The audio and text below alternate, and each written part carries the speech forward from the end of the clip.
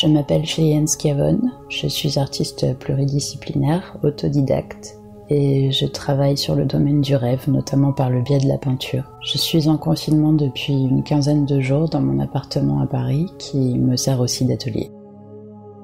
Comme beaucoup d'artistes, je me fais assez bien à l'isolement qu'impose la situation actuelle. C'est un peu ce qu'impose le fait de travailler seul, et puis comme la peinture est un outil un peu basique, un genre de langage qui sert à matérialiser une idée ou un schéma plus large, ça nécessite un petit peu d'introspection. Je crois qu'on est quelques-uns à pratiquer cette solitude à l'année. Mon travail repose principalement sur l'exploration graphique du monde des rêves, les miens donc, dans lesquels je vais aller chercher les éléments forts et les mettre en scène de façon à ce qu'une seule image restitue au mieux le ressenti que j'en ai eu. Un peu comme le ferait un affichiste de cinéma pour un film. Du coup, le thème de ces peintures est assez capricieux et peu lié à l'actualité. Il y a quand même quelque chose qui se trouve un peu changé depuis le début de l'épidémie. Moi qui venais de m'en affranchir, j'ai tendance à revenir assez naturellement au noir et blanc.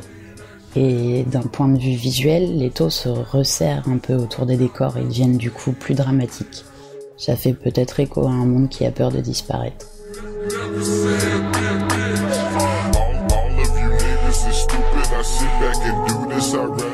Après tout, des civilisations qui ont disparu par le passé, on ne connaît que ce qu'on en a retrouvé. Donc des artefacts qui ont un peu échappé à la loi du « on fait du neuf avec du vieux » que les civilisations qui venaient derrière ont toujours observé.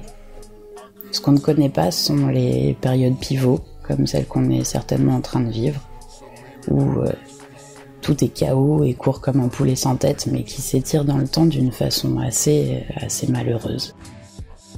On n'a pas de témoignages qui soient parvenus jusqu'à nous des centaines et milliers de chaos que la planète a vu passer, en un clin d'œil d'ailleurs.